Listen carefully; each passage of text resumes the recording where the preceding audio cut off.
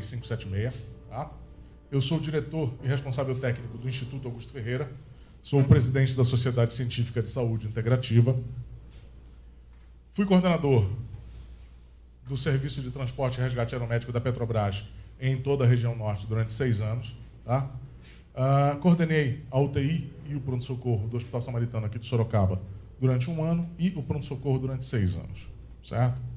A minha formação em cirurgia cardiovascular, depois fiz pós em terapia intensiva, em fisiologia aeroespacial, em transporte aeromédico, UTI no ar. Tá? Também em laser terapia. Até o ano passado eu era vice-presidente da Sociedade Brasileira de Laser, sou um dos fundadores, então um dos temas que eu tenho uma paixão extraordinária, a questão da laser terapia, tem muita coisa sensacional para ser descoberta nisso aí. Tá? Falei do Instituto Augusto Ferreira, o que é isso? Tá? O Instituto Augusto Ferreira é uma clínica especializada em recuperação de lesões com protocolos de otimização. Se a gente otimiza a fisiologia, a gente também previne a ocorrência de novas lesões, e a gente vai ver o porquê disso no decorrer da aula. Tá? Além das abordagens ortomoleculares, lá nós fazemos técnicas de laser terapia local para tratamento de lesão e técnica ELIB, que eu vou mostrar para vocês o que é, uma técnica extraluminal laser irradiation of blood. A gente vai ver o que é isso mais na frente. Tá? Termografia esportiva, que é uma coisa extraordinária que eu vou mostrar para vocês também. Tá? Todo mundo que faz medicina de ponta hoje, medicina do esporte e outras aplicações de medicina que não seja medicina esportiva, está usando termografia, então é fundamental que vocês conheçam. Tá? Técnicas bioxidativas e tudo isso tem a função de gerenciar processos inflamatórios. A nossa aula hoje, a nossa conversa hoje, fala sobre inflamação. Tá certo? Simplesmente isso. Essa é a sua última chance. Depois disso, não há ponto de retorno.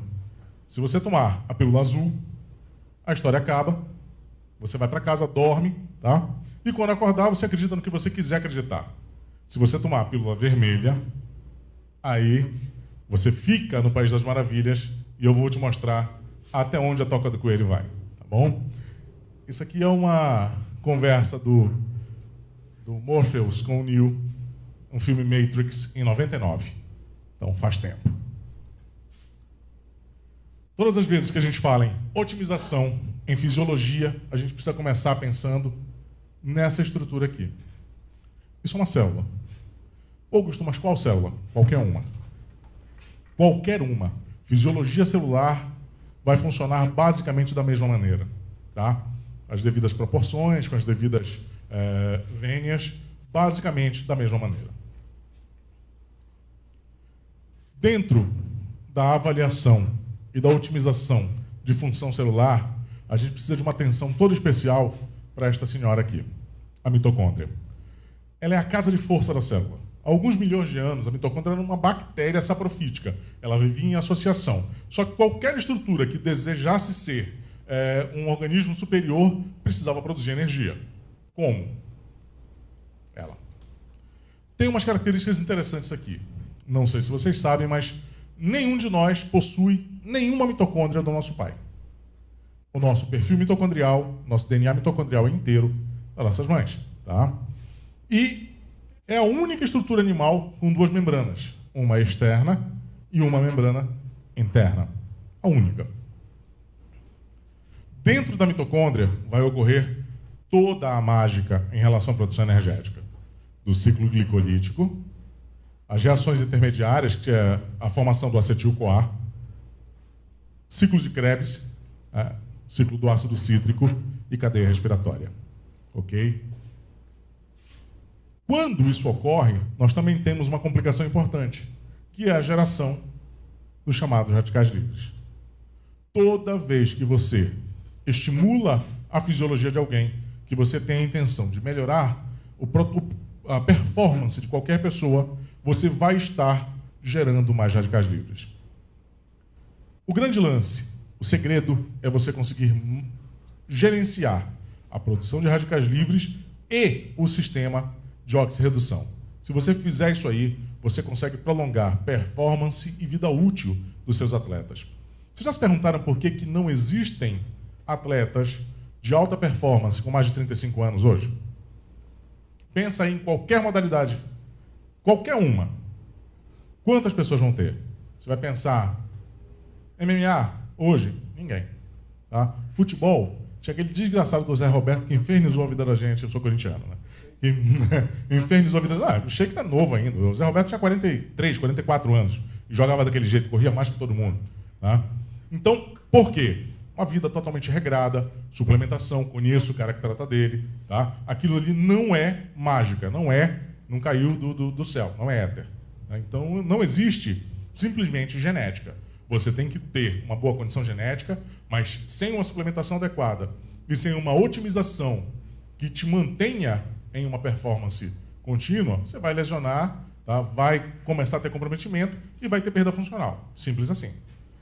É fácil. Você começa a pensar num atleta início de temporada. O cara está bem, rendendo bem, o time está legal. O Corinthians começou o campeonato em segundo lugar. Tá? Hoje está em quê? 11º. Tá? Cheio de lesão. Tá? Então, é simples. Se você não otimiza a fisiologia, se você não mantém o ritmo circadiano funcionando adequadamente, pensa que nós tivemos uma festa aqui nessa sala. Tá? Pô, zoeira e tal, beleza. No dia seguinte, como é que você vai dar outra festa aqui se a equipe de limpeza não veio trabalhar? Está tudo sujo, você não vai entrar. Então, lixo metabólico também tem que ser jogado fora. Tá? Isso é fundamental. Olimpíadas retrasadas. Disputa de 7ª medalha do Phelps. Eu fui nadador. Em outra vida, eu nadei. Tá? E assim, cara, aquilo ali é insano. A produção de ácido lático daquele cara, o desgaste metabólico daquele cara é alguma coisa de absurdo. Na semifinal dos 200 medley, Thiago Pereira e Phelps, a prova foi tão intensa que os dois quebraram o recorde mundial. Thiago chegou em primeiro, Phelps em segundo, os dois quebrando o recorde mundial. No dia seguinte, na final, Phelps em primeiro, quebrando o recorde mundial do Thiago do dia anterior, e Thiago em quinto. Aí o narrador da Globo vira e diz, aí a prova de que o nosso atleta brasileiro não está preparado para uma prova dessa intensidade. Se ele não estivesse preparado, ele não tinha quebrado o recorde mundial do dia anterior. Simples, não? Porque ele não tem suporte fisiológico. Está faltando é um cara que dê suporte para ele poder trabalhar adequadamente e manter performance. Aí sim. Imagina só. Enquanto nós tivermos em clubes, em instituições, ortopedistas sendo médicos do clube, os caras fizeram verdadeiros reinados em relação a esses clubes, nós vamos continuar tendo caras que querem que o jogador machuque. Porque quanto mais jogador machucado, mais PRP ele está vendendo, porque isso é vendido à parte.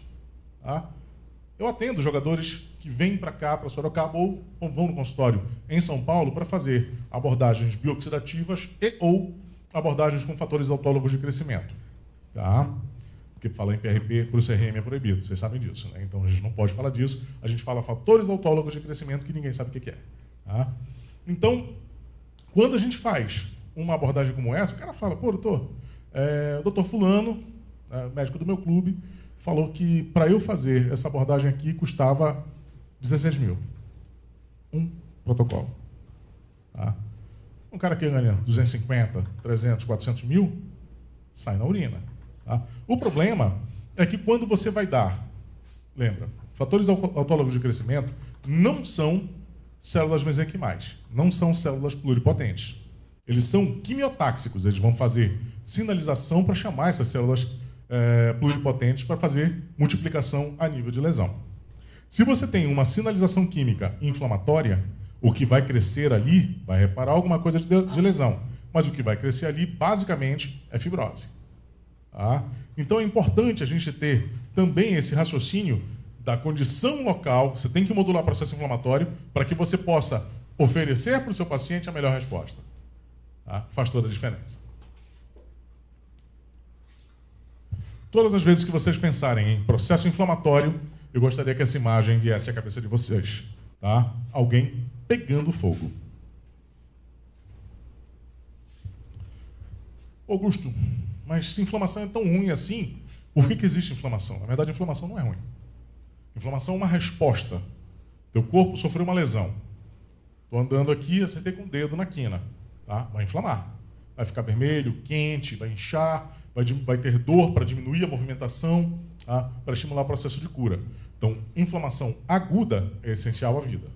Porém, existe um processo que é chamado de inflamação crônica de baixo grau ou inflamação não resolvida, que é uma entidade potencialmente muito grave e que gera vários adoecimentos. Tá?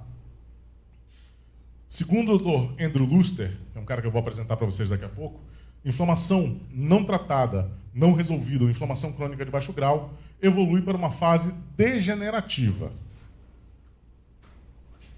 Então, inflamação fundamental para reparo. Aguda. A dor serve para limitar a movimentação, vai gerar ativação do sistema imune, tá? E toda a cascata de reparação que acompanha. Porém, no processo inflamatório crônico, você vai ter uma perpetuação do processo inflamatório. Aí há uma perda do equilíbrio, começa a ter um predomínio de citocinas pró-inflamatórias em relação às citocinas anti-inflamatórias. E sabe um negócio interessante? Agora, o paciente refere a dor per se como patologia. Dor não limita a dor, simples assim. Só que agora ele não relaciona mais intensidade da dor com a agressão sofrida. E ele chega com você dizendo, doutor, o que você tem? Eu tenho uma dor aqui nesse joelho. Como assim? Dor não é doença. Para ele é. Tá? Sentir dor não é normal. Nem para alta performance, nem na terceira idade. Muitas vezes, chega o paciente com o médico e diz, doutor, eu tenho uma dor aqui nesse joelho. Né? O médico olha, isso é da idade. Oh, peraí, doutor, mas esse outro joelho aqui tem a mesma idade desse, tá? E esse não está doendo. Como é que é isso? Tá? Então, o dia que você ouvir uma coisa como essa, botar a viola no saco e ir embora para casa. Né? Isso é uma vergonha. Então, a inflamação crônica de baixo grau, segundo o Dr. Andrew Luster, é um fogo que arde silencioso e só manifesta sintomas quando há lesão tissular instalada, quando há lesão instalada no tecido. Andrew Luster é este senhor aqui, tá? É um pós-PhD de Harvard. Ele é chefe da divisão de reumatologia, de alergia e imunologia do Brigham Hospital, em Massachusetts, é uma entidade vinculada a Harvard, e é diretor do Centro de Imunologia e Doenças Inflamatórias. Tá? Então, é um dos reumatologistas que não dá imunossupressor e corticoide para todo mundo. Em medicina, nós temos o mau hábito de não tratar a causa do problema, de tratar o problema medicamentosamente, e a causa continua ali da mesma maneira. E eu vou mostrar para vocês hoje, vamos discutir em detalhes, causa da maioria de doenças inflamatórias crônicas de baixo grau. Então, inflamação. Fundamental em várias patologias. Trauma, cirurgia, espasmo coronariano, tá? Ou ela pode ocorrer em padrões crônicos, artrite reumatoide, doenças degenerativas, como as artroses, por exemplo. Tá? Isso já é muito bem estabelecido. O primeiro trabalho que eu li a respeito disso aqui é de antes de 82. Tá? Esse trabalho em particular era muito interessante, eu coloquei para vocês aqui, porque é um trabalho de 96, mas bem elucidativo, uma coisa bacana, vale a pena ver. Tá? Os fatores desencadeantes de inflamação crônica de baixo grau. Toxinas, hipersensibilidades alimentares, estresse oxidativo e desglicemia. Nós vamos discutir hoje hipersensibilidades alimentares, estresse oxidativo e desglicemia, certo? Não vamos falar de toxinas hoje. Informação é totalmente diferente de conhecimento. A informação está aí para quem quiser ver, inclusive para o público leigo. Hoje é muito frequente, muito comum, o paciente chegar no consultório sabendo sobre a doença dele mais ou tanto quanto você. Então, isso é uma coisa complicada. Você tem que ter profundidade, porque hoje, com o Dr. Google está por aí, o paciente chega com você discutindo com propriedade o problema dele. Tá? Informação não é mais uma exclusividade do médico. Então, você não tem mais a condição de chegar e dizer, estou dizendo para você que é isso aqui e acabou. Você vai ter que mostrar para o cara que você tem conhecimento. Então, falamos de hipersensibilidades alimentares. Como é que isso funciona? O que acontece? Esse esquema aqui é muito interessante. Isso aqui é um pedaço do intestino, certo? Intestino saudável, as tight junctions, as junções estreitas, isso aqui são enterócitos, tá? E abaixo dos enterócitos nós temos uma rede vascular extensa. Teoricamente, pela programação original da natureza, eu falo sempre para os meus pacientes que o cara que fez a gente sabia o que estava fazendo. O projeto é sensacional, desde que a gente não atrapalhe. Tá? E normalmente o que a gente mais faz é atrapalhar. Então, você tem aqui um intestino, que a primeira linha de defesa é a integridade intestinal. Essa proximidade das células vai gerar a impenetrabilidade para macromoléculas proteicas. O que é o alimento? São pedaços de proteína que vão sendo quebrados mecanicamente e depois quimicamente, até porções muito pequenas que possam ser absorvidos pelas células e jogados na corrente sanguínea para que o corpo aproveite na sua fisiologia. Ok. Porém, existe hoje um cara que modifica toda essa dinâmica. É esse cara aqui, ó. O glúten. Existe muito terrorismo nutricional em relação ao glúten. O glúten só causa problema para quem é celíaco. Não. Quem é celíaco tem alergia a glúten. É uma coisa completamente diferente. Nós estamos falando em uma hipersensibilidade do tipo 3, onde você vai atuar a nível de imunoglobulina G, que é dose dependente e tempo de exposição dependente. Certo? Quanto maior a dose, quanto maior a exposição, maior a agressão que o organismo vai sofrer. E mais lesão ele vai gerar a nível de intestino. Agora, esse intestino está leaky, ele está vazado e está inflamado também. Você tinha moléculas pequenas, proteicas aqui, que eram absorvidas pelas células e jogadas para cá. Perfeito. Existiam outras moléculas ainda não digeridas aqui dentro desse trato. Essas moléculas não digeridas não passavam porque o intestino era íntegro, só que agora ele está vazado. Agora essas macromoléculas conseguem alcançar a corrente sanguínea. E aí, a primeira linha de defesa foi vencida, que é a integridade intestinal. Agora você tem a ativação da segunda linha de defesa, que são os leucócitos.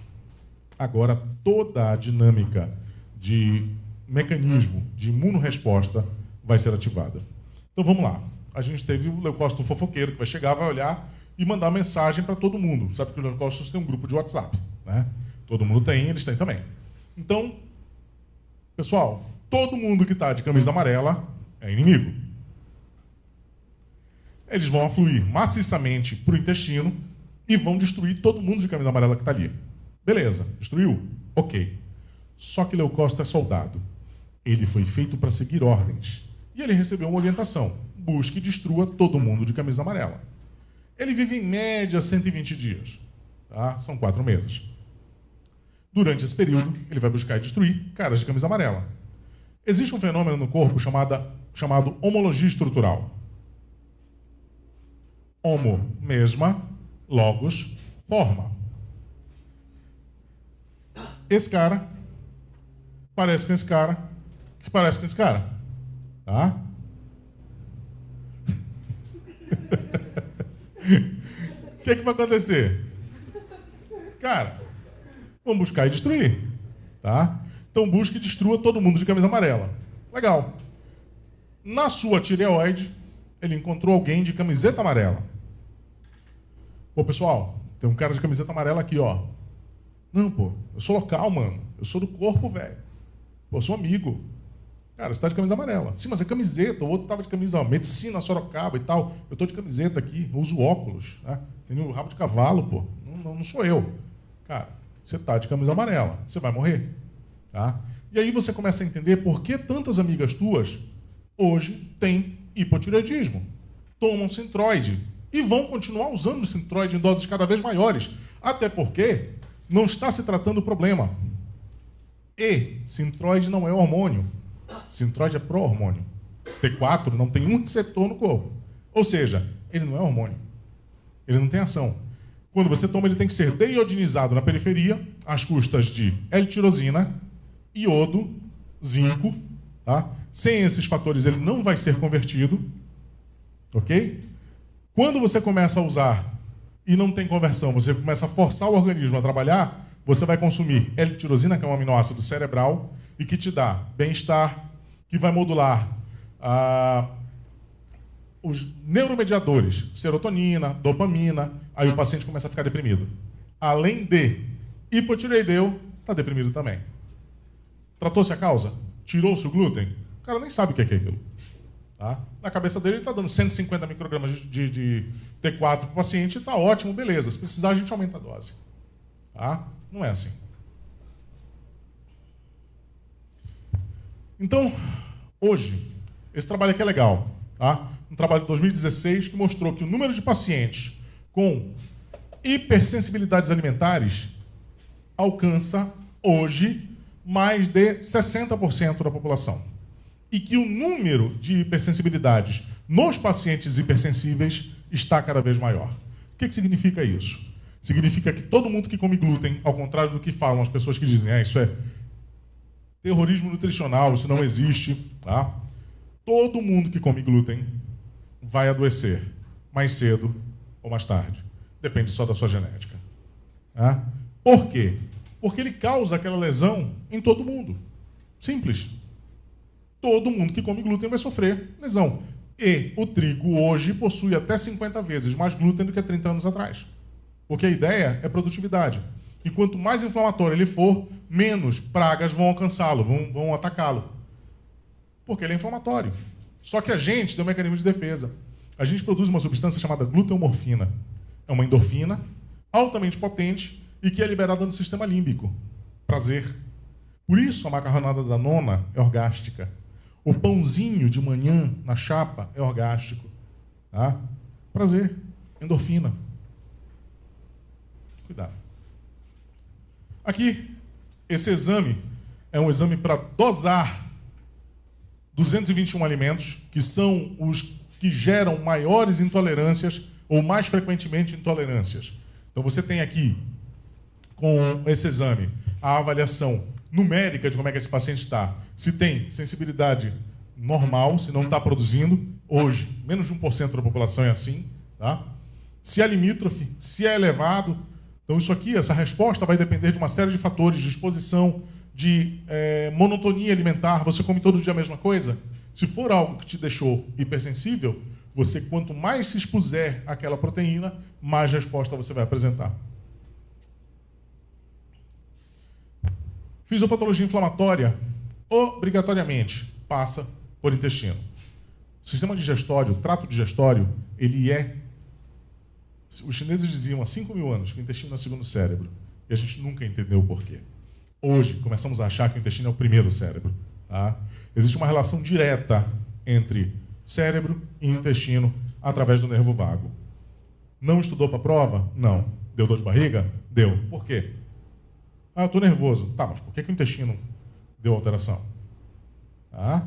Da mesma maneira, mais de 90% dos imunomediadores cerebrais, das substâncias que fazem o cérebro funcionar bem, são produzidos no intestino.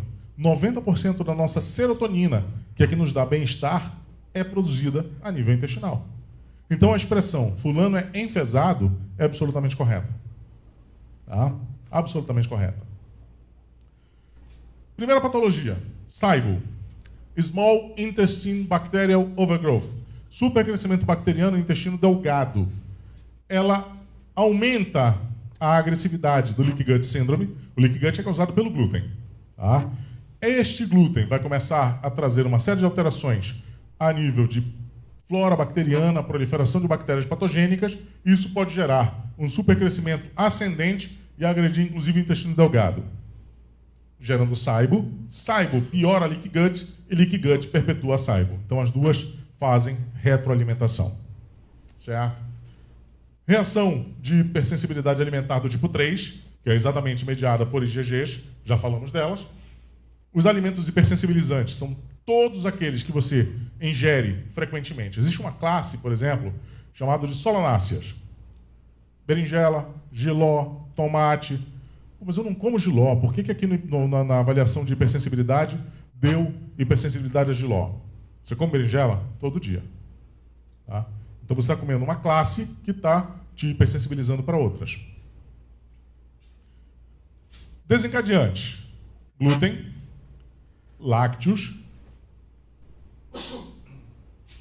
proteínas lácteas são proteínas grandes e pesadas.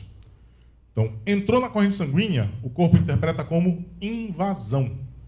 Não existe para o corpo motivo para haver uma lesão, um leak, um vazamento a nível intestinal.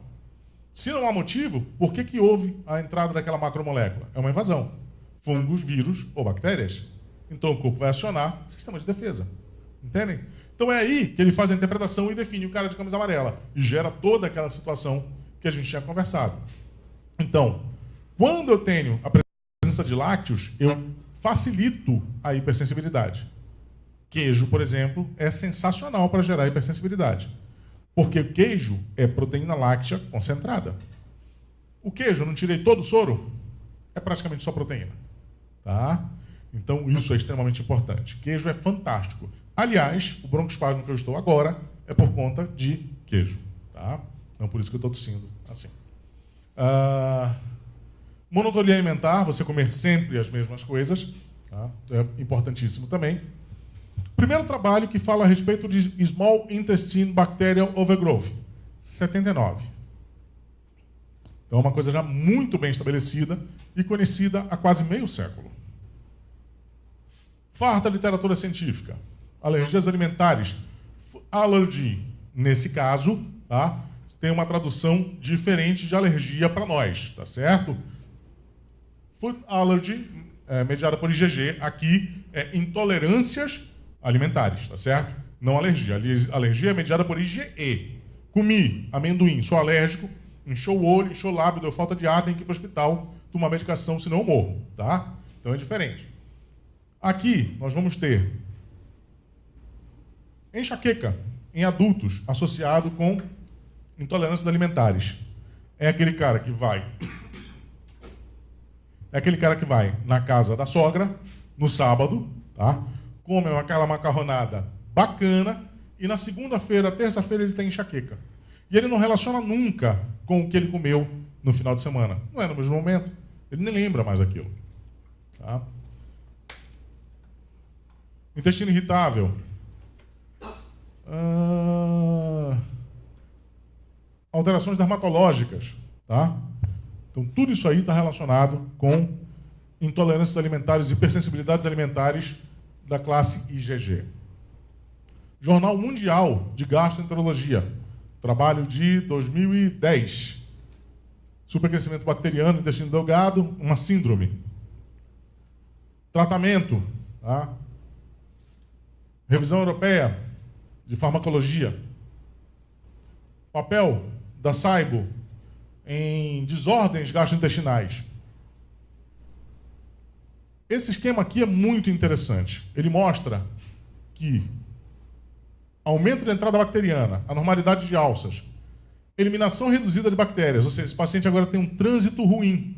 É um paciente obstipado. Tá?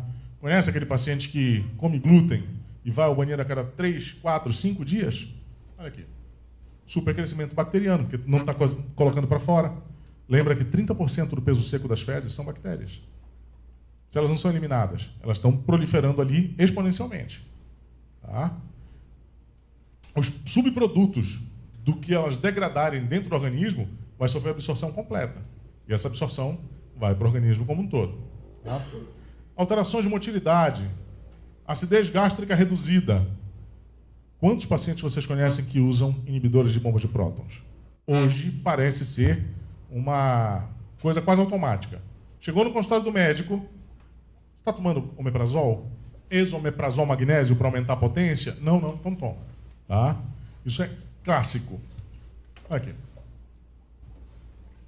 Acidez gástrica reduzida. Qual é o idoso que vocês conhecem que não toma inibidor de bomba de prótons?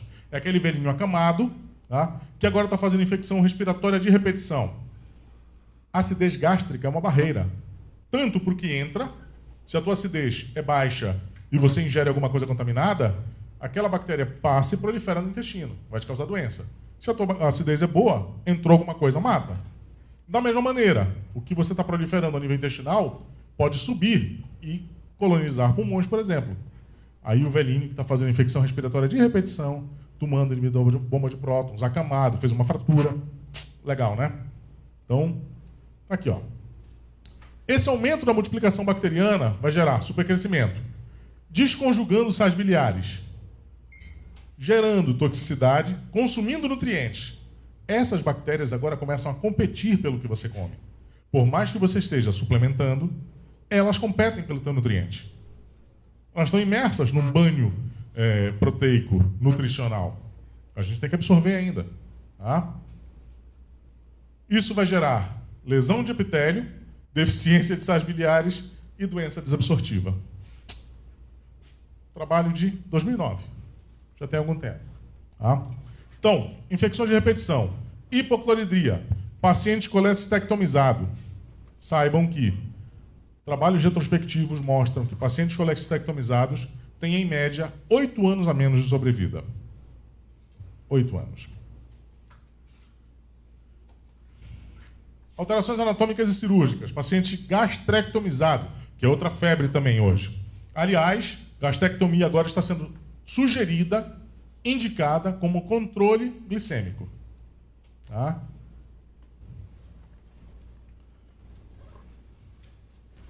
Associação alimentação hipersensibilizante. Lácteos, trigo, oleaginosas, soja, milho cítricos, clara de ovo, solanáceas. Clara de ovo, isso é muito importante. Atleta adora clara de ovo.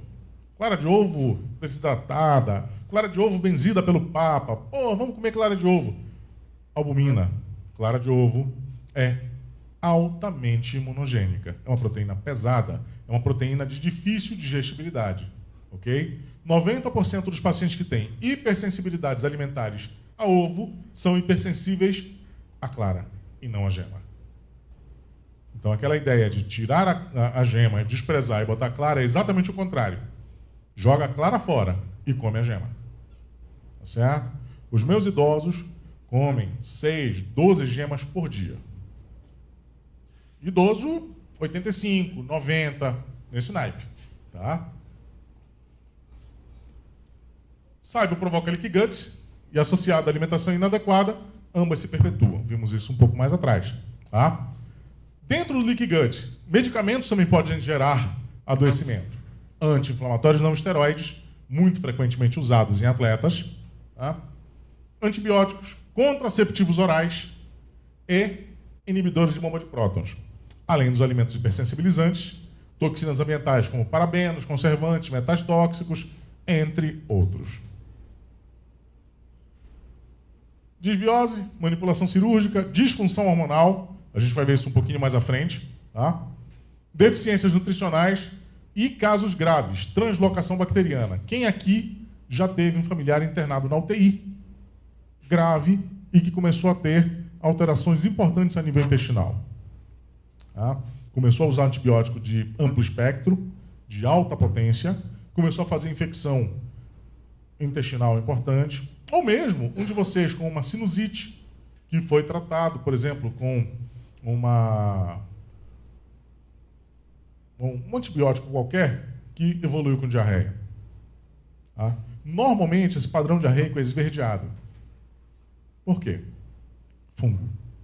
Fungo não sofre ação bacteriana. E quando você ingere um antibiótico de amplo espectro e alto padrão, você desequilibra completamente a fisiologia orgânica. Pense em você como sendo uma savana africana. 20 leões, 40 girafas, 60 elefantes, 400 zebras, 800 gnus. Beleza. 80 leões, ferrou tudo. Tá? Desequilibrou completamente o teu ecossistema. A mesma coisa acontece aqui. Existe um livro sensacional que vocês precisam ler, chamado 10% Humano. Aqui nas minhas mãos agora, eu tenho mais bactérias que a população da Terra. Tá? Por que eu não adoeço? Competição, equilíbrio, imunidade, tudo isso vai concorrer para que eu mantenha a minha fisiologia funcionando normalmente. A hora que você entra com antibiótico, você destrói toda essa coexistência pacífica. Então a gente precisa começar a pensar mais em preservação de flora. É fundamental. Você chegar no Einstein hoje, com dor de garganta, o cara vai virar para você e dizer: toma essa bezetacilzinha aqui. Mas doutor, estou com dor de garganta. Não tem pus. Não, mas toma essa bezetacil. Pô, toma bezetacil para quê, meu irmão? Vai passar a dor por transferência? Sai da garganta e passa para a bunda? Só se for assim, porque não tem pus. Qual é a ação daquele antibiótico? Não é anti-inflamatório, pô. Que não seria nem interessante. Analgésico. Tá? Então, essa ideia, esse conceito precisa começar a florescer dentro da gente. Tem que ter muito cuidado com o antibiótico. Aqui, esse cara foi abduzido por ETs, tem alguma coisa que é totalmente diferente, totalmente especial com ele. Esse é o pai da medicina moderna, Hipócrates.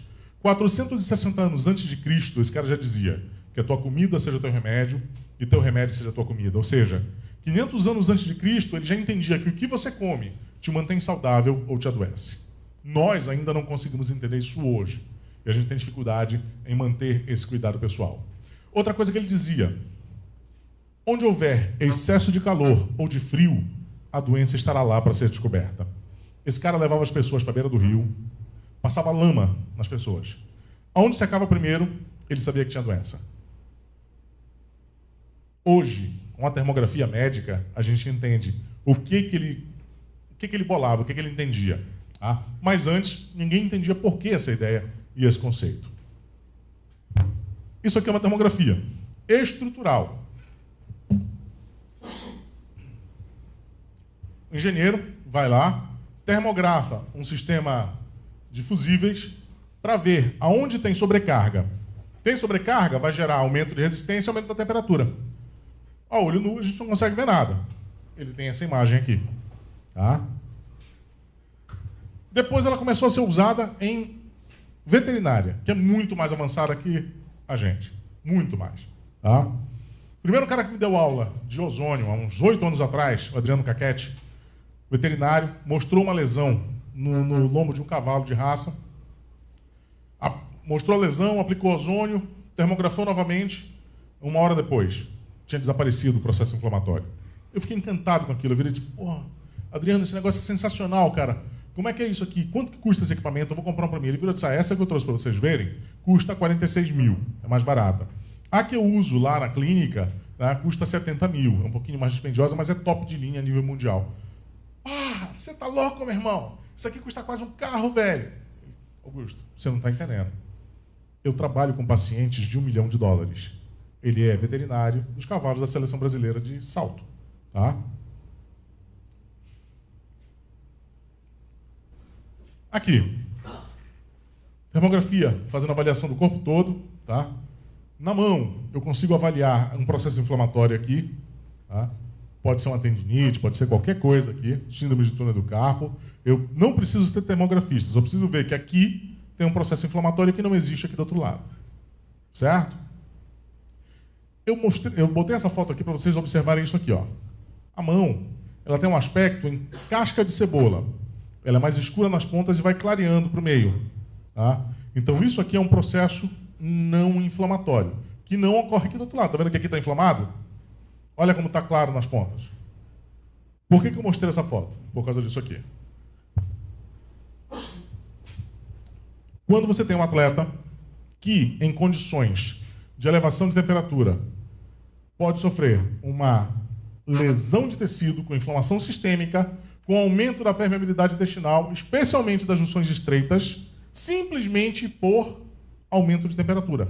Ele não comeu nada, o que não é o normal. Tá? Normalmente, a alimentação, que é feita orientação, você precisa comer carboidrato. Eu fui chamado para fazer avaliação num time de futebol no sul do país. Tinha 11 pacientes pendurados no departamento médico. 11 atletas. Cheguei para fazer a avaliação dos caras, o médico do clube já botou o currículo dele na mesa, que ele era, o que ele deixava de ser, os títulos e tal. E um dos atletas falou para mim: doutor, a gente quando termina o jogo, a gente é obrigado a comer meia pizza grande. Eles ligam, pedem as pizzas, se não comer, não sai. Meia pizza grande para cada um. O cara socando farinha de trigo para dentro, os atletas inflamando. Dos 11, um tinha sofrido um trauma direto, os outros 10 tinham machucado sozinhos. Ou seja, estava todo mundo inflamadaço. Tá? E o cara não tinha entendido aquilo ainda. Então, vamos lá. Atividade física intensa gera leaky gut syndrome. Por quê? Essa termo que eu vou mostrar para vocês é de um atleta. Isso é um trabalho que a gente está desenvolvendo na USP. Eu sou parceiro, eu desenvolvi um equipamento de laser e a gente está fazendo uns trabalhos dosando lá pela USP na medicina de alta performance. E esse é um dos atletas que a gente está acompanhando lá. Esse cara estava fazendo preparação para correr a Maratona de Santiago e ele fez termo imediatamente antes e imediatamente após correr 30 quilômetros. imediatamente antes. Observem aqui, essa área vermelha, amarela, quase branca, tá? Ela mostra ou indica uma inflamação a nível de intestino delgado, porque essa área é de drenagem das perfurantes que estão relacionadas ao intestino delgado. Imediatamente após 30 quilômetros. Lembra que escuro é sem perfusão? Agora, tem médico dando orientação para o paciente usar gelzinho ou outras substâncias durante as provas de ultramaratona e outras coisas, tá? A cada 2 horas, porque é necessário manter uma boa nutrição. E digere isso como, se não tem circulação? O corpo é diferente da Dilma, o corpo é inteligente, tá? O corpo entende que ele precisa fazer um gerenciamento de recursos. Se eu preciso de circulação, de perfusão adequada a nível muscular, eu tiro da onde não precisa. Eu vou digerir alguma coisa agora? Eu comi um peru? Não. Então, fecha vasos aqui e distribui para outros sistemas. Olha só a termografia comprovando isso aqui. Qual a circulação que tem aqui? 0. Entendem? Olha o que leaky gut causa. Na pele, acne, rosácea, eczema, psoríase, na tireoide, Hashimoto, hipotireoidismo, Graves no intestino, constipação, diarreia, alternância de ritmo, intestino irritável, fadiga. Não dá para chamar, é uma denominação incorreta. Muita gente tem falado aí a respeito de fadiga adrenal. Tá? Isso não existe, não tem classificação no Código Internacional de Doenças. Certo? Então, nós podemos falar em síndrome de má adaptação ao estresse. Isso existe e tem CID. Tá certo? Fadiga adrenal, jamais. Não corra esse risco para vocês não terem problemas. Tá? Hoje está uma caça às bruxas em relação a tudo isso aí. O Drauzio Varela e mais alguns amigos agora abriram uma liga de ciência que é para fazer avaliação e validação, como se eles fossem grandes autoridades, tá? De protocolos complementares hoje a nível mundial. Um cara que faz propaganda paga, tá? Faz palestra de leite, tá? E abriu um negócio desses. Vamos lá. Deus a mais. Artrite reumatoide, fibromialgia, enxaqueca, sinusite, rinite, depressão, ansiedade, déficit de atenção e hiperatividade, tudo isso aqui relacionado com leaky gut. Tudo isso aqui relacionado com a bendita camisa amarela, ou seja, a culpa é dele. Tá? Olha só, a barreira humana gerenciando adoecimento e saúde. Barreira intestinal. Isso aqui é sensacional, gente. Essa foto é de uma criança. Essa foto foi tirada agora, em 9 de março de 2018, na emergência da USP, na emergência pediátrica da USP. Tá? Isso aqui é uma criança de 9 meses, amamentada exclusivo no peito até 6 meses, e que depois começou com mingau, farinha de trigo e leite de vaca. Tá? E o moleque começou a ter um quadro respiratório de repetição, secreção, tá? Coriza, dor de ouvido, mal-estar, e evoluindo com um processo respiratório importante. Tá? Vocês veem que é um processo inicial, e olha as mãozinhas dele aqui começando a inflamar. Olha que coisa interessante. Tá? Legal, vimos isso. Esse outro tem 4 anos. Uma dieta semelhante, mas olha a diferença em relação às mãos. Olha como está quente. Olha as vias aéreas superiores, como estão pegando fogo. E o moleque chegou num broncoespasmo lascado. Foi tratado e depois do tratamento a gente fez a termografia dele. Tá? Agora olha esse. 9 anos. Pegando fogo, literalmente, não tá? Olha só. Olha o tórax, olha as mãos. Pegando fogo. Ou seja, quanto maior a exposição, maior a agressão e maior a resposta inflamatória. Tem que modular. Tá? Esse moleque usava 3 drogas diferentes para modular processo alérgico respiratório. Usava 2 broncodilatadores e mais um Monteler da vida. Esses medicamentos para prevenir a ocorrência de broncoespasmo. Tá? Adianta? O moleque está pegando fogo. Não adianta nada. Se não tirar a causa, é progressivo.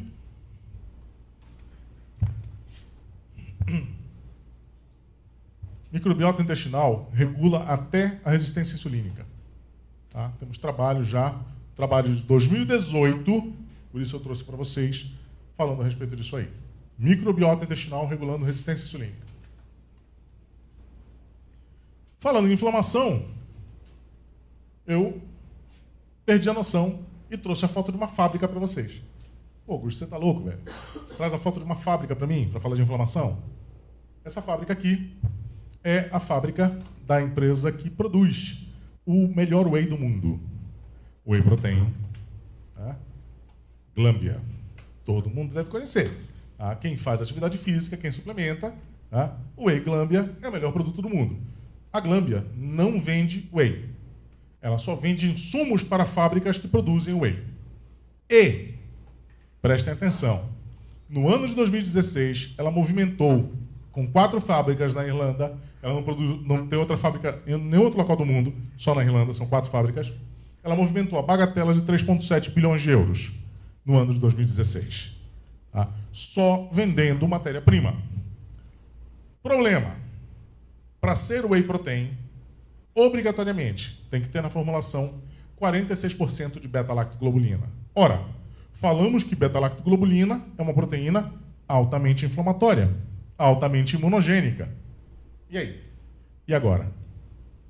Para quem quer ganhar massa muscular, pode ser até interessante, porque aumenta a produção de interleucina 6. Então, esse processo inflamatório que ela vai gerar é anabólico. Ok, mas e a inflamação que causa junto? Faz como? A ideia não é facilitar a vida de ninguém, tá? Eu estou vindo aqui para complicar vocês, tá bom? Então, além disso, tem um outro detalhe importante. Vocês já ouviram falar numa sigla chamada NNU, nível de fixação de nitrogênio? Para um organismo sintetizar, anabolizar, aumentar a síntese proteica, tá? Ele precisa fixar nitrogênio. O NNU do whey protein é 17%. NNU de ovo é 47%. Tá? Hoje tem se falado muito a respeito de comida de verdade. Vocês devem ter acompanhado em várias redes, muita gente falando disso. Comida de verdade, comida de verdade. Tá? Hoje a gente já sabe isso, tá bom? Então... Aí eu trouxe para vocês uma outra novidade. Cara, quando eu vi esse slogan, eu digo, não, para tudo que eu preciso levar isso aqui. Esqueça tudo o que você aprendeu sobre composição ideal para um suplemento proteico. Muscle Milk inova todos os conceitos. Vamos lá. Leite tem 70% caseína, 80% caseína, 16% beta-lactoglobulina e 4% alfa-lactoglobulina. Leite contém isso. Tá? Whey, 46% beta-lactoglobulina. Muscle Milk tem caseína micelar, caseinato de cálcio e whey. Mas é whey isolado. Whey top, pô. Benzido pelo Papa. Você imagina o nível de inflamação que isso aqui causa? Aí, eu atendi um cara, fisiculturista, que trouxe o filho dele, que estava fazendo um processo inflamatório importante, quadros diarreicos, alternando com inflamação, com obstipação, às vezes apresentando até sangramento. Tá? Termografamos o moleque. E ele estava assim. Esse desenho aqui parece para vocês o quê? Intestino grosso, né? Lembra daquele sinal que a gente mostrou naquele atleta antes de correr? A drenagem das perfurantes do delgado? Ou seja, esse moleque tem uma SAIBO e uma leaky gut ferrada, parceiro. Além disso, ele está fazendo esofagite. Olha só. O que você dá para esse moleque? Pô, doutor, ele estava um pouquinho abaixo da linha de crescimento. Eu comecei a dar um whey para ele, né? Pra dar uma... Além do moleque tomar leite, comer outras coisas, ele estava usando whey protein já há quase 2 anos. Tá? Esse senhor aqui é um neurocirurgião britânico chamado Henry Marsh. E ele desenvolveu alguns conceitos muito interessantes. Ele escreveu que são necessários 3 meses para você aprender a fazer uma cirurgia, 3 anos para você saber indicar essa cirurgia e 30 anos para você aprender quando não fazer a cirurgia. Tá? Sem causar mal. O nome do livro dele, traduzido para o português. Remonta àquela máxima do juramento de Hipócrates. Primo non nocere. Fazer com a termografia. Calorimetria direta, taxa metabólica basal, avaliação postural, tá? Linhas, simetria, sobrecarga mecânica, por exemplo. Estou trabalhando o trabalho do Zanetti, ouro nas argolas agora, foi todo feito com termografia. Ele fazia a termografia antes de começar o exercício, fazia as séries dele. Durante as séries, era filmado termograficamente. Ó, você está sobrecarregando o sistema tal, diminui a contração aqui, aumenta a contração aqui. Chegou a esse ponto de refinamento. Resultado, medalha de ouro. Tá? Então, é fundamental que a gente comece a entender que existem outras maneiras da gente avaliar aumento de taxa metabólica. Até porque esse aumento de taxa metabólica é detectável até 3 anos antes de qualquer lesão ser diagnosticável por exames de imagem. 3 anos antes. Este exame ele foi idealizado por um cirurgião oncológico de mama. O cara estava frustrado porque ele só operava o paciente em fase mais grave, que era quando chegavam os pacientes para ele, porque era quando era feito o exame. Tá? Era quando o exame conseguia mostrar a lesão. Então, aqui nós temos, olha só, a mama contralateral, uma temperatura mais fria, tá? Diferente daqui. E olha que coisa interessante, a axila aqui mostrando um aumento de temperatura, vocês conseguem perceber? Tá? Pescoço mostrando aumento de temperatura. Lembre-se, todas essas áreas são áreas de drenagem de linfonodos. Tá? Então tem drenagem de processo inflamatório. Olha a área inflamatória aqui, também bem mais quente, tá certo? Eu posso não saber o que é isso. Eu sei que não está normal. E a partir daí essa paciente pode ser ou precisa ser avaliada com mais critério. Tá? Então é um exame inócuo, é um exame que não tem radiação, ele mede a tua emissão de radiação infravermelha. Olha só outra doente. Tristeza, né? Gente, quando a gente fala em inflamação, nós só começamos a entender os mecanismos de geração de inflamação crônica de baixo grau. Tem muita coisa para ser descoberta. Muita coisa para ser descoberta. Tanto para ajudar a fisiologia, quanto para evitar que as pessoas adoeçam. Tá? Só depende da gente. Bom, falamos a respeito de inflamação, e a gente começa a falar a respeito de estresse oxidativo, que é outra coisa extremamente importante. O estresse é uma mudança da condição de equilíbrio, de homeostase do corpo. Pode ser um eustresse, por exemplo, eu adoro falar em público, adoro falar sobre esses assuntos, tá? Então, para mim, estar aqui é um destresse. Me desafia, me motiva, mas eu me sinto bem. É totalmente diferente de uma pessoa que tem pânico de vir aqui para frente, tá? E dá para essa pessoa o microfone. Ela vai estar suando, a mão vai estar gelada, ela vai estar se tremendo inteira. Então, para essa pessoa, isso é um destresse. Não é um... Perdão, eu falei destresse. É um eustresse para mim e seria um destresse para ela. Tá certo? Então, é uma diferença importante disso aí. Quando você começa a produzir muitos radicais livres, olha só, o mecanismo pró-oxidante e antioxidante tem que estar em equilíbrio. Se eu começo a produzir muito pró-oxidante e a minha produção de antioxidante não consegue acompanhar, como aquele atleta que começou o campeonato bem e no meio do campeonato ele começa a lesionar seguidas vezes, tá? Ele perdeu esse controle de antioxidação e pró-oxidação. Simples assim. O idoso também teve essa perda. Não que ele aumente tanto a produção de pró-oxidantes, mas ele tem uma diminuição importante na produção de antioxidantes. E é fundamental que, se você vai tratar um idoso, você estimule esse sistema de antioxidação dele. Quando a gente fala em estresse oxidativo, nós estamos falando em condições individuais, genéticas, em dietas ricas em carboidratos refinados. Carboidratos refinados são altíssimos produtores de espécies reativas de oxigênio, baixa ingesta de antioxidantes e atletas de alta performance. Alta performance, gente, é outro mundo. Tá certo? É outro mundo. O cara está trabalhando com motor V10, com motor V12, tá? Não dá para colocar gasolina do posto Ali, tá certo? Não dá para colocar óleo vagabundo, né? Então você tem que pensar para esse cara totalmente diferente. Doses diferentes, abordagens diferentes, isso é fundamental. Exercício físico para pessoas normais, para meros mortais como nós, gera adaptação. Então ele melhora a qualidade de vida.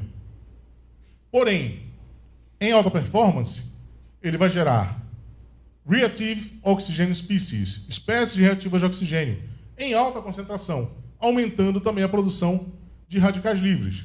Por exemplo, peróxido de hidrogênio não é um radical livre. Tá? Hidroxila, superóxido, sim, esses são. Qual é a diferença? Um elétron não pareado na última camada. Então esse cara chega no teu tecido, ele rouba um elétron teu, tá? E esse roubo é maciço, é em grande escala, e isso vai gerar envelhecimento e morte precoce desse tecido. A intensidade do exercício, o nível de exaustão, isso vai gerar proteólise e inflamação. Lembra do nosso atleta que começou bem o campeonato e agora está fazendo lesão na coxa, está fazendo lesão em articulação? Então, proteólise, quebra de músculo, inflamado. Treinamento, período de competição, aceleração metabólica com perda de função celular e tissular. Então o cara não consegue recuperar. Para fazer essa recuperação acontecer, você tem que otimizar esse nível de resposta. Isso é essencial, isso é fundamental. Novamente ela, a mitocôndria, cadeia transportadora de elétrons, é a maior, é a principal produtora de radicais livres. Todas as vezes que você otimizar a fisiologia de alguém, você vai estar otimizando a produção de radicais livres. Então, se você vai dar a festa, você tem que contratar o serviço de limpeza. Tá? Sempre bota isso na tua cabeça. Vou otimizar? Vou, mas eu tenho que trabalhar já a limpeza desse cara. Tudo bem? Então, redução parcial de oxigênio, processo inflamatório e processo de isquemia e reperfusão são os principais mecanismos geradores de radicais livres. No atleta da performance, eu vou ter uma perda de equilíbrio entre o sistema oxidante, o sistema pró-oxidativo e o sistema antioxidante. Essas duas moedas têm o mesmo valor. Exatamente o mesmo valor. Mas se você fosse pegar, qual você pegaria? A nova, né? A limpa. Tá? A outra simplesmente está oxidada. Só isso. Ela só está oxidada. Esse mesmo mecanismo serve para a gente pensar em atleta. Atleta, se ele começar a lesionar, quem joga cartola aqui? Cartola FC. Atleta que lesiona, perde valor? Tá? Então, o cara que está oxidado, ele vai perder o valor no campeonato. Esse raciocínio serve para tudo. Qualquer atleta que a gente for modular, qualquer atleta que a gente for acompanhar, precisa ter esse mesmo raciocínio. Então, você precisa cuidar da membrana celular. Existe célula sem membrana? Não existe. Rompeu a membrana, acabou a célula. Ela se perde. Tá? Enzimas, organelas celulares, mitocôndria fundamental e sistema antioxidante celular. Olha só, esse trabalho aqui mostra incidência de lesão musculoesquelética em jogadores de futebol. É um trabalho de 2003, feito por um pessoal de medicina do esporte em Belém do Pará, acompanhando os jogadores do Clube do Remo. Lesão mais prevalente, sistema musculoesquelético, tá? E membros inferiores, óbvio, né? Se fosse jogador de vôlei, membros superiores, beleza. Aqui, um jogador usando o manto sagrado, né? Quase da seleção brasileira, né? Perdão, me empolguei. O guerreiro é jogador, fazendo a sua lesão no posterior de coxa, tá? Um nobody fazendo uma canelite, tá? Que é a mesma coisa, é processo inflamatório. Tá? Como é que trata a canelite? Anti-inflamatório, gelo. Não, modula. Então, radicais livres, espécies reativas de oxigênio, em quantidade aumentada, acumulando, vão gerar dano à estrutura, dano ao DNA. Então esse cara agora tem dificuldade na reparação das lesões, por lesão de DNA. E aí você consegue entender que o cara não está fazendo corpo mole, ele simplesmente está mal conduzido. Se ele tivesse alguém que entendesse de fisiologia tratando dele, ia bem. Tá? Então, lesão estrutural, perda de função, lipoperoxidação, entre outros. Esse eu trouxe para vocês. Né? Trabalho publicado no The Lancet, um dos jornais mais importantes do mundo. Tá? Trabalho de 2018, tá? Foi publicado agora em junho de 2018. Junior Doctors, trabalhando 34 horas em turno direto, cometem 460 mais erros de diagnóstico do que se estivessem descansados. Esses mesmos médicos cansados vão cometer 36% mais erros médicos sérios que os que trabalham 16 horas ou menos. Por que isso? Qual é o tecido que mais tem mitocôndria, gente? Cada neurônio tem em torno de 4.000 mitocôndrias. Você tem ideia da quantidade de lixo metabólico gerado ali? Como é que você trabalha 36 horas direto? Ah? E para gente, médico, ainda tem um outro detalhe. A gente é igual fazendeiro. Fazendeiro, ele pensa em conta em arroba. Arroba de café, arroba de carne. A gente pensa em plantão. Esse carro aqui, porra, mais 3 plantões, eu pago esse carro, pô, beleza, vou pegar esse BMW. Né? Então, isso é importante. Tá? Isso aqui pode custar muito para a gente. Os Estados Unidos criaram esse sistema de Registro Nacional de Lesão Atlética, onde eles fizeram uma classificação. Lesão leve, 1 a 7 dias de afastamento, moderada, 8 a 21, grave, maior que 21 dias, ou lesão permanente.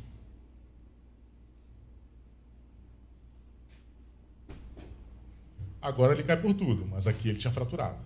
Tá? Fraturou como? Sozinho. Sozinho, sem ninguém encostar. Isso é o quê? É estresse oxidativo. É lesão tissular. O cara acha que ele ainda tem 18 anos, que ele pode festar todo dia como tem festado, tá? E continuar trabalhando na mesma intensidade. Não vai. O corpo não atura abuso desse jeito. Tá? Não atura. Por mais que ele seja geneticamente dotado, com talento extraordinário, se não tiver um acompanhamento fisiológico adequado, inclusive orientando para ele restrição em relação a abusos fisiológicos, vai continuar lesionando. Esses radicais livres vão gerar proteínas anômalas, vão gerar várias doenças associadas ao envelhecimento, doenças neurodegenerativas. Existem vários trabalhos falando a respeito de lesão, principalmente Alzheimer, tá? Em pacientes, em jogadores de futebol aposentados. Os caras estão relacionando isso aí com cabeçada. Mas tem um colega que começou a fazer um trabalho revisional em algumas dessas publicações e que está mostrando que alguns dos caras que evoluíram com esse padrão não eram cabeceadores natos. E mesmo assim estão evoluindo com lesão. O que é isso? Proteína anômala. Tá? Então, um outro fator diferente. Aumenta danos ao DNA, aumenta risco de câncer e compromete performance.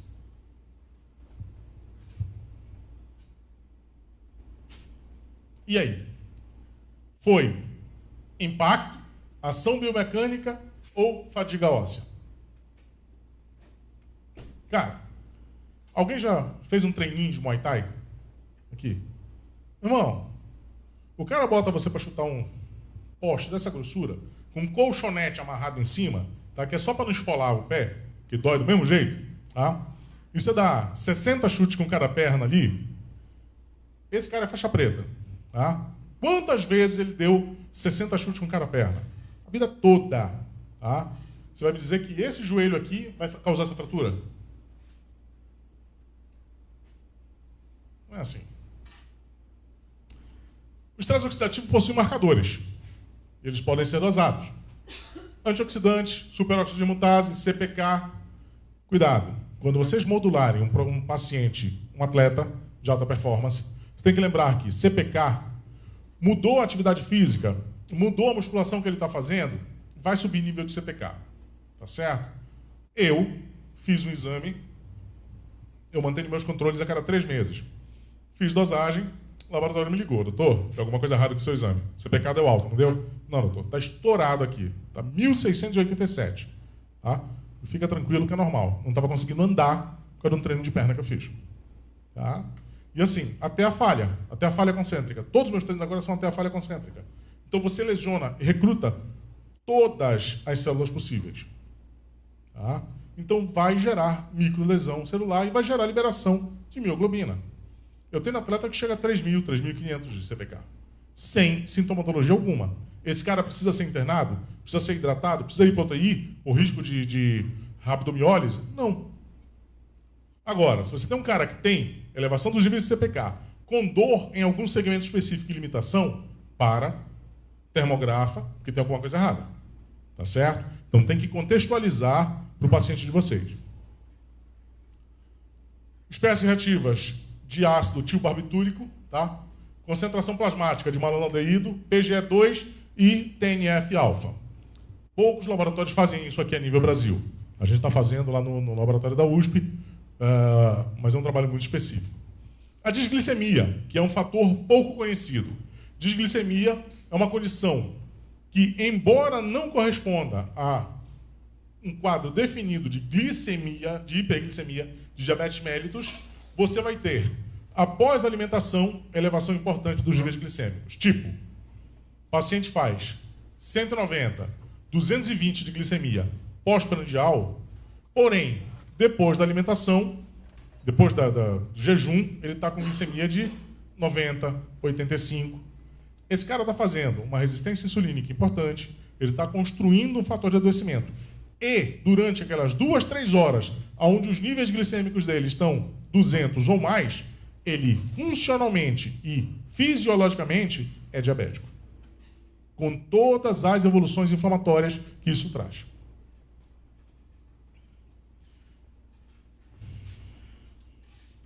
Aqui.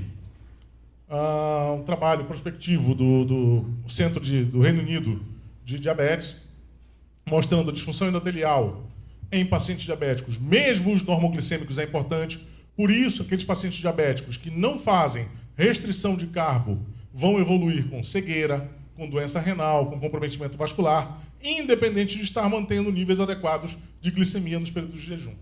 Então, glicemia de jejum e insulina de jejum, cuidado, tá? Eles são importantes, aspas. É muito mais importante para esse paciente você avaliar a curva glicêmica e insulinêmica do que simplesmente avaliar esses outros marcadores. Inflamação crônica de baixo grau.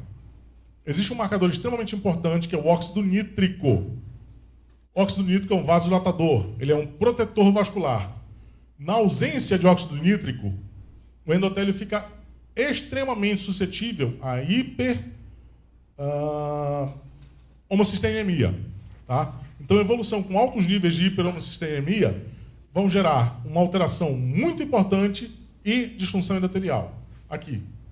Vários estudos mostrando isso aqui. Aterotrombose, doença aterovascular. Então, muito trabalho falando a respeito disso. Esse slide eu trouxe para vocês, isso é um slide do Harrison, tá? Que mostra um marcador que pouca gente solicita, chamado ferritina. Ferritina é uma proteína hepática. Subiu ferritina. Faz sangria. Ferritina é inflamatório. Como é que você vai tirar, simplesmente, fazer uma remoção mecânica sem tratar a causa? Se você não modular o processo inflamatório, tá, o paciente vai ter comprometimentos importantes. Esse marcador mostra que, para quem tem ferritina menor que 200, 50% da população morre aos 79 anos. Ferritina entre 200 e 399, 50% morre aos 76. 400 a 600, 72. Acima de 600, 50% dessa população morre aos 55 anos. 55 anos. Quantas vezes pediram ferritina para os pacientes de vocês? Quantas vezes foram ensinados a avaliar a ferritina como um marcador significativo? O paciente tem uma lesão articular. Quantos estão os níveis de vitamina C desse paciente? Vitamina C? Qual a importância disso? Sem vitamina C, ele não produz colágeno. Tá? Colágeno frouxo, como é que ele recupera a lesão? As lesões articulares são idênticas no mecanismo de geração às lesões cardiovasculares. É mecanismo de isquemia e reperfusão. Puro e simples. Novamente, as nossas moedas aqui. Sistema antioxidante celular. Nós vamos falar de glutationa, superóxido de mutase 1, 2 e 3, catalase, tocoferóis, tocotrienóis, alfa, beta, delta, gama, tocoferóis e tocotrienóis, que são os 8 componentes das vitaminas E. Tá? Vitamina E é um pool com 8 componentes. Coenzima, Q10, ácido alfa-lipoico, vitamina D, vitamina C, carotenoides e polifenóis. Então, quando a gente fala antioxidantes, estamos falando de alterações a nível de superóxido de mutase. A sódio 1 é citoplasmática e, para funcionar bem, ela necessita de componentes adequados de zinco e cobre. Então, vamos suplementar zinco e cobre para o paciente. Junto? Ah, claro, precisa, né? Zinco e cobre competem pelo mesmo receptor. Se você fizer junto, você está espoliando o cobre e está dando só zinco. E aí? Tá? Sódio 2 é exclusiva da mitocôndria. Tamanha a importância da mitocôndria na geração de radicais livres. E o cofator de funcionamento dela é o manganês. Sódio 3, extracelular e, novamente, cofatores zinco e cobre. Aqui, sódio 1, sódio 2, sódio 3. Catalase, citoplasmática e mitocondrial. E o cofator é o NADPH. Glutationa peroxidase, cofator selênio. Quantos de vocês já viram dosagem de selênio de rotina nos pacientes? Mas tem gente que faz suplementação com selênio, tá? Sempre, não tem dosagem, mas eu vou fazer suplementação com selênio porque eu acho que precisa, né? Selenose, níveis elevados de selênio geram sintomas idênticos a hipotireoidismo. Principal componente da glutationa é uma substância chamada cisteína. Nós temos o chamado homocisteína, que é um marcador extremamente importante, também tem que ser avaliado. Quando você come carne vermelha e ou vísceras, na presença das vitaminas B6, B9 e B12, você vai fazer a liberação de cisteína para formar a glutationa. Glutationa, ela neutraliza radicais livres, porém, ela tem um limite de ação. Quando ela entrega elétrons para o radical livre para neutralizá-lo, se ela não recebe uma retaguarda de bateria nova, tá? Ela para de funcionar. Quem faz essa reciclagem? A vitamina C. Então, a vitamina C tem ação antioxidante direta e indireta, reciclando glutationa e vitamina E, que é o principal antioxidante celular. Aqui, ó, membrana celular. Nós vamos ter a vitamina E como principal antioxidante, tá? E a vitamina C liberando elétrons para reciclá-la. Função do ácido alfa-lipoico: varredor de radicais, regeneração de antioxidantes, indução de síntese de glutationa, modulando o NF-κ-beta, quelando metais, tá? Melhora da via tirosina quinase, inibindo a apoptose, morte celular. Ele também age como fator enzimático, extremamente importante. Outra vez, eu avaliando os antioxidantes de membrana celular, a vitamina E, tá? Coenzima Q10, ácido alfa-lipoico, e todos eles sofrendo aqui a ação do ascorbato da vitamina C para reciclagem das suas ações. Tá? Carotenoides atuando como antioxidante, beta-carotenos, zeaxantina, luteína. Tá? Não ficou bom para visualização. Mas esse quadro ele mostra os principais antioxidantes e as suas ações. Tá? Os enzimáticos, os não enzimáticos, tá? Os de ingestão também, flavonoides, ácido fenólico. Esse quadro aqui é extremamente importante para vocês. Esse pentagrama ele mostra as principais alterações que o corpo sofre: glicação, inflamação, submetilação, oxidação e declínio hormonal. Como é que eu avalio cada um deles? Os exames: glicação, insulina e glicose de jejum, hemoglobina glicada, que inclusive na gravidez, a partir de 5,3, ela serve como preditor de risco de diabetes gestacional. Tá? Curva glicêmica e insulinêmica para pacientes que apresentam uma evolução dos níveis glicêmicos e insulinêmicos basais. Não pede para todo mundo, mas o paciente que tem alteração necessita avaliar. Tá? Submetilação. O paciente que está tendo dificuldade em metilar. DNA mal metilado é DNA mais mutagênico. Submetilação indica risco aumentado para carcinogênese, para câncer. Certo? Então, homocisteína é importante. Ácido fólico, que existe no Brasil, 20% da população tem um SNP, tem uma mutação genética que no metiltetraído folato redutase, que é um conversor do ácido fólico na forma ativa, que é o metilfolato. Então, você não vai fazer teste genético para todo mundo. Quando você vai suplementar o paciente, suplementa com metilfolato de uma vez. Tá? Você fazer a suplementação com ácido fólico, você pode estar comprometendo 20% da população. E é uma coisa quase automática. A mulher chega grávida, direto suplementação com ácido fólico. Tá? Muito cuidado com isso. Vitamina B12 também sofre o mesmo SNP. Então tem que fazer a suplementação com a forma ativa, com a metilcobalamina.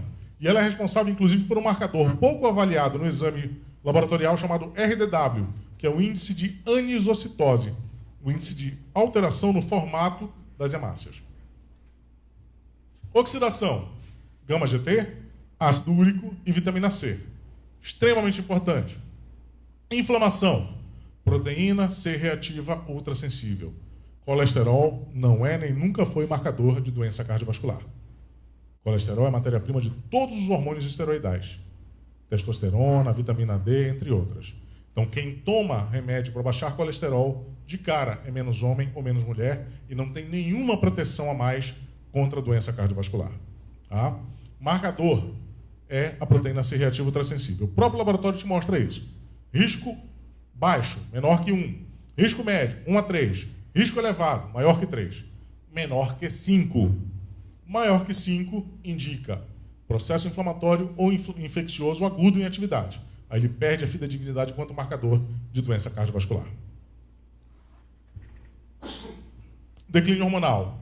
25-hidroxi-D, LH, FSH, tá? Fundamentais, eles sofrem feedback negativo da testosterona, dos hormônios estrogênios, da progesterona, o tireoestimulante e a temperatura basal. Muitas vezes o paciente tem níveis hormonais tireoidianos normais, porém, os receptores hormonais não funcionam. Aquele paciente com dosagem hormonal normal, com clínica de hipotireoidismo.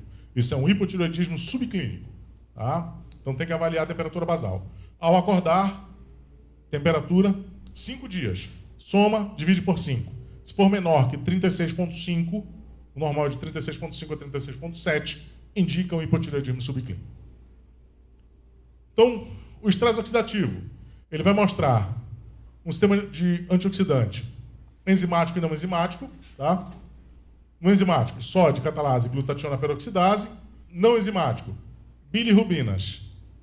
Por isso, o paciente colestectomizado tem, em média, 8 anos a menos de sobrevida.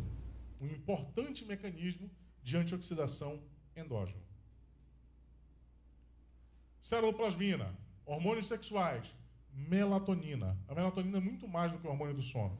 Ela é um antioxidante extremamente poderoso e ela limpa receptores hormonais. O paciente que tem resistência insulínica, normalmente também tem resistência testosterônica e precisa de uma boa ação com baixas doses de melatonina. Melatonina em altas doses, ela tem uma ação estrogênica. Tá? Então ela vai comprometer o mecanismo de resposta. Coenzima Q10 e ácido úrico. Alimentares, vitamina C, E, beta-caroteno e os flavonoides. Então, esse quadro mostra razoavelmente os antioxidantes. Suplementação ortomolecular, é chamada molécula correta. Quando você fala em ortomolecular, você está falando em protocolos exclusivos, protocolos pensados para o paciente em particular. Então, customizáveis e individualizados, tá? Podem ser feitos IM, subcutâneo, EV, transdérmico, retal, oral, sublingual. algumas formulações que eu vou sugerir para vocês. Tá? Vejam, isso aqui são sugestões de abordagem para melhora. Tá certo? Esse é o que chamo de B-Buster. É um buster de vitamina B, complexo B. Sulbutiamina, vitamina B1. E é um vitamino específico para estimular função cerebral, bem-estar, quadros de agitação psicomotora, ansiedade, funciona muito bem para isso. 50 a 150 miligramas. Riboflavina, ação a nível mitocondrial, 5 a 15 miligramas. Pantotenato de cálcio, chave do metabolismo, tá? Produção do acetil-CoA, segunda fase de produção energética, ciclo glicolítico, acetil-CoA, ciclo de Krebs, tá? 150 a 300 miligramas. Isso aqui em uma cápsula, ou, se for uma dose 300, 150, 15 e 300, tá? Talvez não dê numa cápsula só, 2 cápsulas, tá? Pela manhã, nunca fazer depois desse horário, porque você está fazendo um otimizador energético. Se você der à noite, você acabou com o sono do paciente. Tá certo? Então, suplementação tem horário e maneira de fazer. Isso também é importante para o resultado. Antiox FOD. Não é por causa da tadalafila que eu coloquei isso lá. Isso é uma sigla. Significa filme orodispersível. Tá? A tadalafila é um inibidor da fosfodiesterase. Ela preserva o óxido nítrico. E para homens, ela vai trazer um bônus, que é a melhora da qualidade da ereção, e, em alguns, o retardo da ejaculação. Tá? 2,5 a 5 miligramas, coenzima Q10, 35 miligramas, e o PQQ, a pirroloclorinaquinona, é a última vitamina descoberta, e ela aumenta a potência da coenzima Q10 e é mitocondrogênica. É a única outra coisa que aumenta o número de mitocôndrias e ação mitocondrial, além da atividade física. Tá? Isso aqui é em filme orodispersível, você bota pela mucosa, tá? Você não tem primeira passagem hepática, então você tem um aumento da potência de ação com doses baixinhas. O antioxidante vascular, associando quercetina, piquenogenol e natoquinase, 2 vezes ao dia. A quercetina, em associação com a vitamina C, que deve ser feita em comprimidos coated, em comprimidos de liberação prolongada, nunca em efervescente, tá?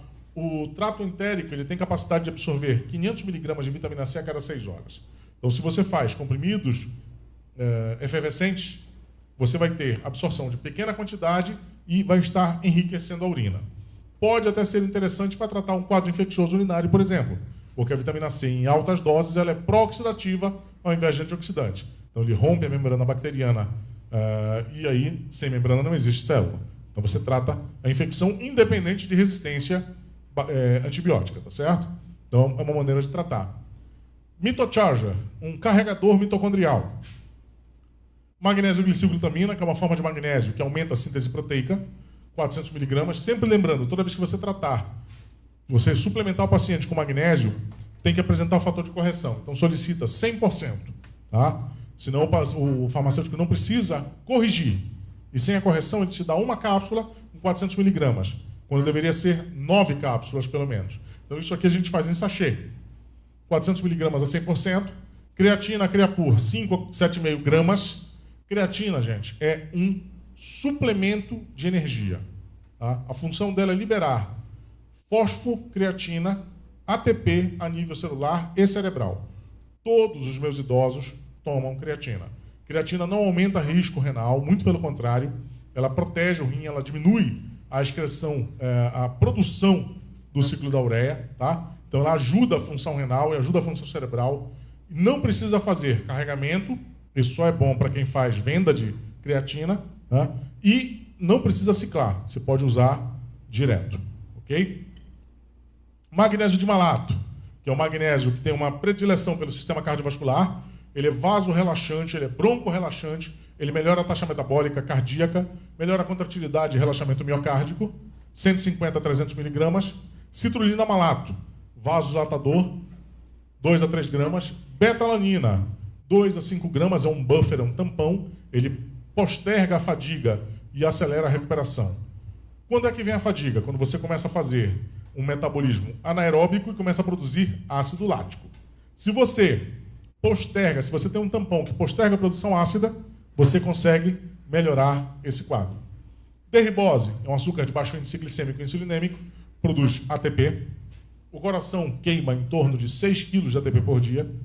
Tá? E a gente tem reserva ali para umas 3 ou 4 batidas, ou seja, você está reciclando o tempo todo. Tá?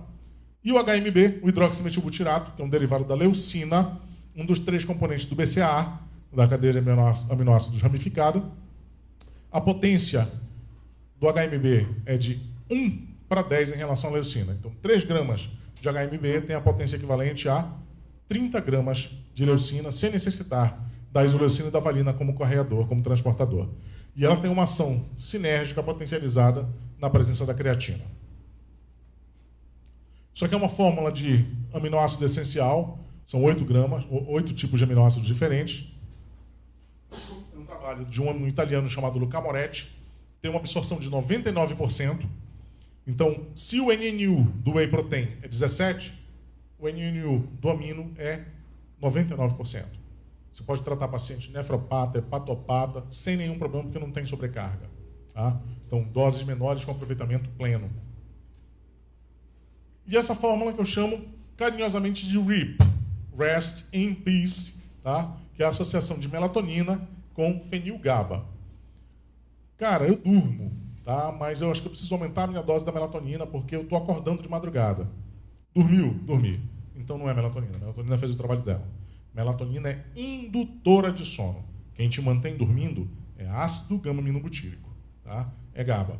Então, a associação do fenil-GABA com a melatonina em tabletes orodispersíveis traz uma excelente ação para melhora de qualidade de sono. A sensação que você tem de manhã é que você dormiu 12 horas seguidas. É um negócio impressionante. E ele não aumenta o tempo de sono, tá? Ele melhora só a qualidade do sono.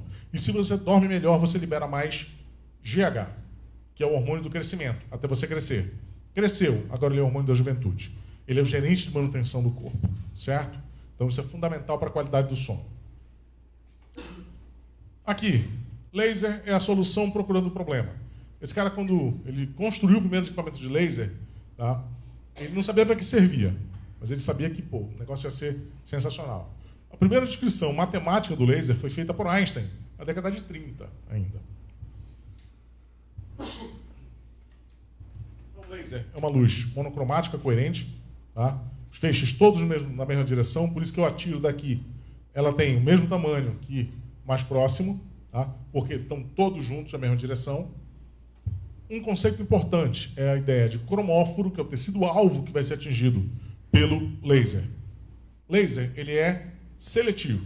Então, se eu tenho a ideia de atingir uma artéria para melhorar a função da minha hemácia, eu tenho que lembrar que nos indivíduos com fototipo 4 para frente, eu tenho um outro cromóforo, que é a melatonina no caminho. Perdão, a melanina no caminho, tá? Então isso é extremamente importante, porque você pode provocar queimadura, mesmo com laser de baixa potência. Porque aquele tecido está absorvendo energia, vai fazer lesão. Gera estimulação com um aumento de produção de colágeno, vasodilatação, modulação inflamatória, analgesia e uma aceleração extraordinária de reparo. Produção de ATP, ativação do óxido nítrico, melhora de potencial de membrana, melhora da superoxidemutase, modulando a inflamação, diminuindo radicais livres, drenagem, perfusão, homeostase, equilíbrio celular. Ela pode ser local, em uma lesão, ou pode ser sistêmica, em um vaso. Esse paciente, eu fui chamado para atendê-lo, era um paciente que o Nakagawa, que é coordenador aqui da cadeira de infecto, né? Estava acompanhando no Samaritano. O Nakagawa era meu paciente na época, né? E por isso ele me chamou. Traz aí uma daquelas tuas luzinhas e vê se esse negócio funciona aqui nesse paciente. Paciente jovem, com um quadro de sepse, evoluindo com um quadro de sepse por um herpes complicado, tá? Tecido todo infiltrado, quando ele tentava fechar a boca, drenava a push, usando cefalosporina de terceira geração, usando antifúngico venoso, tá? Há 3 dias, e evoluindo com confusão. Eu fiz a aplicação arterial e fiz a aplicação nas cadeias de drenagem submandibular, cervical e aplicação no próprio local de lesão. A outra foto é 24 horas após. Parece que funciona, parece que o negócio é razoável, tá? Então, muita gente fala em ILIB.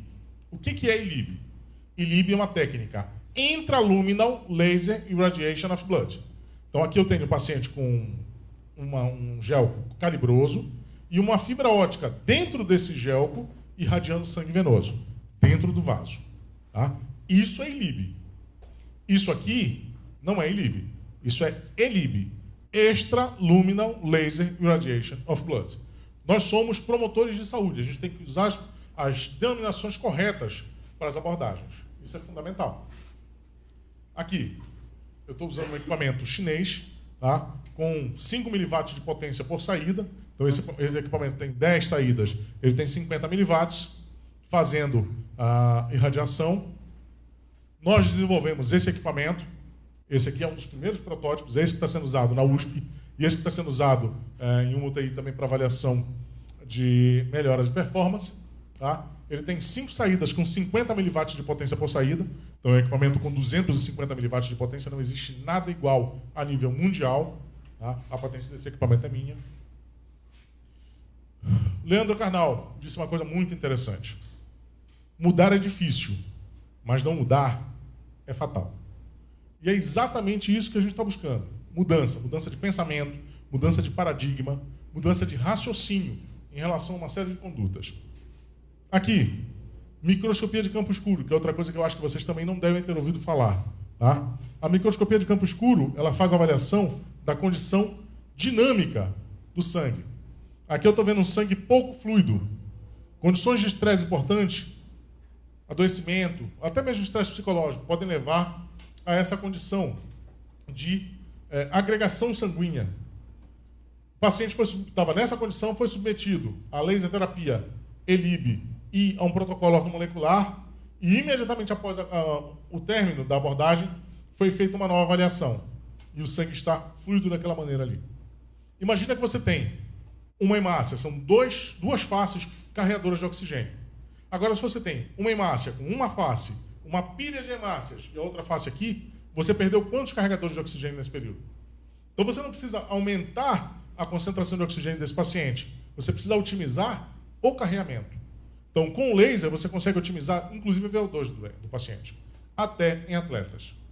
Tá?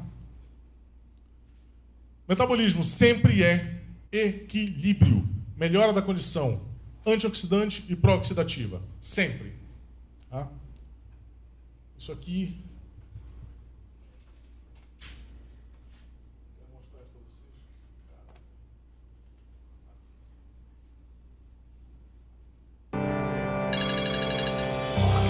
You, me, or nobody is gonna hit as hard as life. But it ain't about how hard you hit. It's about how hard you can get hit and keep moving forward. How much you can take and keep moving forward. That's how winning is done. Cowards do that and that ain't you. You're better than that.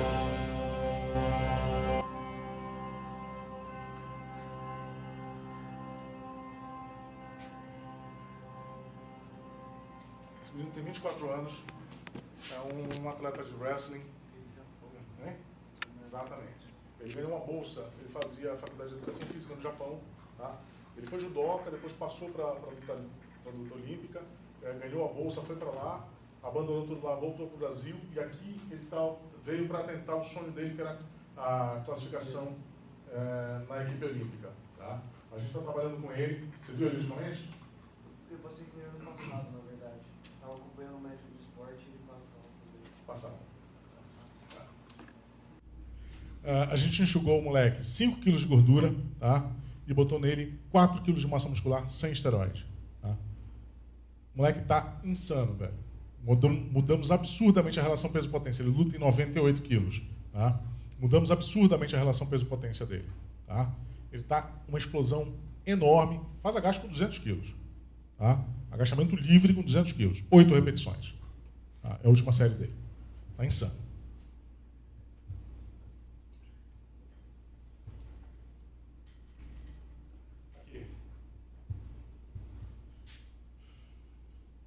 algumas provas dele. Saiba que são suas decisões e não suas condições que determinam o seu destino. Essa frase é de um cara sensacional chamado Tony Robbins, acabou de vir ao Brasil, é um coaching de pensamento sensacional e é uma das coisas que a gente precisa aprender. O médico precisa saber a fazer gerenciamento financeiro, o médico precisa saber aprender a fazer investimento em termos de custo que vale a pena, tá? A saber que ele não precisa de um BMW agora, porque ele precisa botar o consultório para funcionar, que é o ativo dele, não o passivo. Ele tem que começar a ter esse raciocínio e tudo isso aí é extremamente importante para que a gente comece a fazer o consultório rodar, para que a gente comece a fazer o esforço, o investimento que vocês estão fazendo aqui valer a pena e trazer um retorno satisfatório para vocês. Senão, não adianta. Eu conheço muito cara que começa a vida profissional saindo do gasto da faculdade e entrando em dívida. Tá? Quando ele deveria estar entrando em investimento, deveria estar entrando em uma programação financeira para ter tranquilidade. Lembra daquele cara com 36 horas de trabalho? Pois é. Tá? Um processo médico hoje, isso é uma coisa extremamente importante, custa caro. Tá? Então é fundamental esse raciocínio, esse entendimento da parte de vocês. Tá? Então,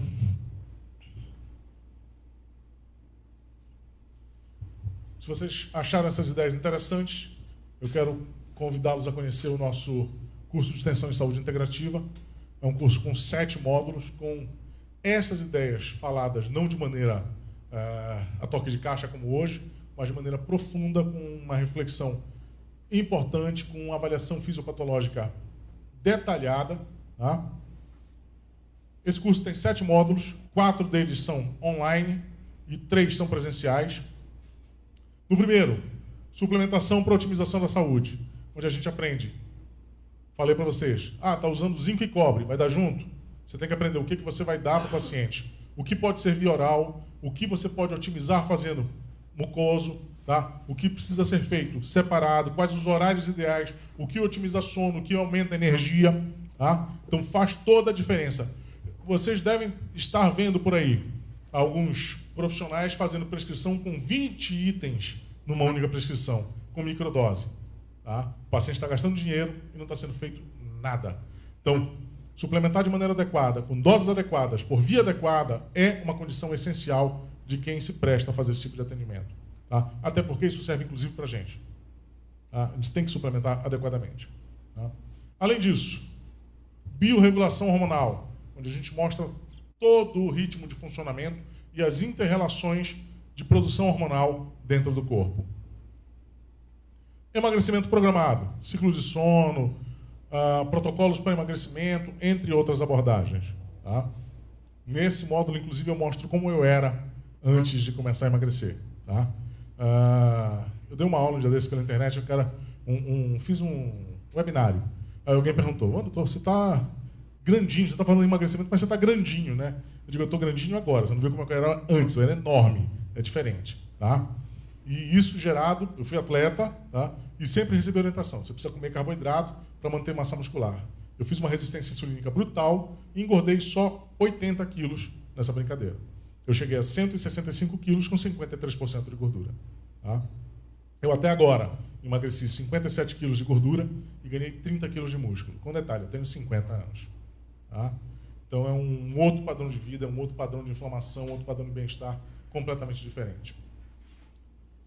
Introdução à fisiologia do esporte, onde a gente mostra protocolos diferentes, ideias diferentes, que você consegue trabalhar com o atleta, low carb, high fat, que é o que eu estou fazendo com o Cato. O Cato está trabalhando agora praticamente sem nada de carbo, tá? Com gordura e otimizando performance com uma outra resposta totalmente diferente. Tá? Então, ideias, conceitos que fogem do usual e que trazem resultados também fora da caixinha, fora do que todo mundo tem. Tá? Esse modelo tradicional já se provou ineficaz. Se não fosse isso, a gente teria caras que continuariam com uma boa performance enquanto quisessem manter a sua atividade. Não é isso que está acontecendo. Estão sofrendo lesões cada vez mais precoces, perdendo performance cada vez mais precocemente, tá? E tendo que aposentar muito cedo. Vide aí o nosso Guga, por exemplo. Tá? Um curso de imersão em hipertrofia muscular.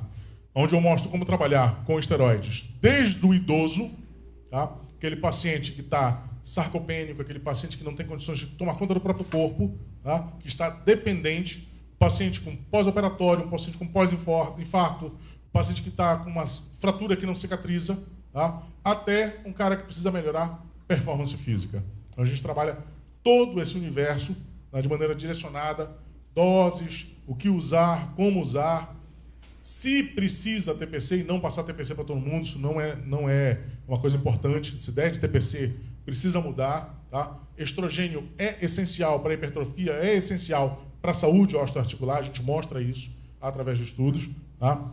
Fatores autólogos e laser terapia na regeneração de lesões é uma maneira totalmente diferente de fazer isso aí, modulando o processo inflamatório, respostas muito diferenciadas.